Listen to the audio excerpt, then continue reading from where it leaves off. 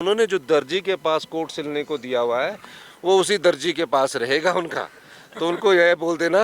और अब उन्होंने महंगा सूट खरीदा होगा क्योंकि सोचा होगा, सपने तो देखने हैं ना। उन्होंने 29 तारीख का सूट दिया हुआ। देखिए, हमारे चारों जो सांसद के प्रत्याशी है, श्री विनोद सुल्तानपुरी जी का आज शिमला संसदीय क्षेत्र से नामांकन भरा गया है। चारों प्रत्याशी के हमारे नामांकन भरने का कार्य पूरा हो चुका है और निश्चित तौर पर अब नामांकन के बाद हम जनता की अदालत में जाएंगे। सर, प्रचार अब लगातार कर रहे हैं, किस तरह का रिस्पांस है और क्या लगता है भरोसा एक बार फिर से लोकसभा में भी और बाई इलेक्शन में कांग्रेस पर? मैं चारों संसदीय क्षेत्र में गया हूँ। चारों संसदीय क्षेत्र में हम जनता की अदालत में गए। ये चुनाव कोई साधारण चुनाव नहीं है। ये चुनाव लोकतंत्र के भविष्य को सुनिश्चित करने का भी चुनाव है। देश की राजनीति को दिशा देने का भी चुनाव है। इस चुनाव में जिस प्रकार भारतीय जनता पार्टी ने जनता की भावनाओं का सौदा किया है और जो विधायक जनता के वोट पर चुनकर आए और भारतीय जनता पार्टी को जब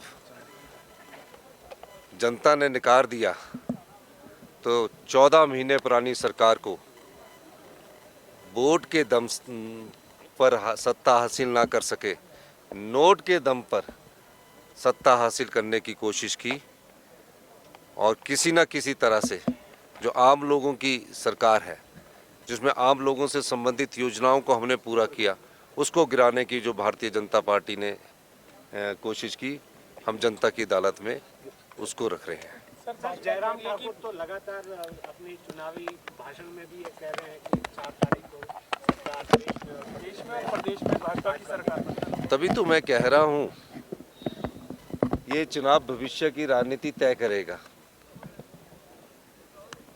वो राजनीति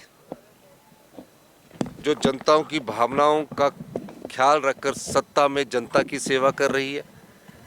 और जो जयराम ठाकुर जी कह रहे हैं, जयराम ठाकुर जी का मैथमेटिक्स कमजोर है। 62 का हाउस है, 62 के हाउस में 34 हमारे विधायक अभी हमारे पास है, उनके पास 25 विधायक है। मान लीजिए कि 6 इनके विधायक जो अभी चुनाव में बिके हुए विधायक जो चुनाव लड़ रहे हैं, जो न कांग्रेस पार्टी के कार्यकर्ता उनको पसंद करते हैं, ना बीजेपी के कार्यकर्ता उनको पसंद कर रहे हैं। अगर वो चुनाव भी जीत गए तो 25 और 6 कितने हो गए? 31। हम कितने हो गए? 34। 3 जो आज़ाद विधायक हैं उनका भी चुनाव होना है। कब होना है, किसके साथ होना है, तब वो कहेंगे, उस समय सरकार बनाएंगे। वो 5 साल आने वाले नहीं है। उन्होंने जो दर्जी के पास कोट सिलने को दिया हुआ है वो उसी दर्जी के पास रहेगा उनका, तो उनको यह बोल देना।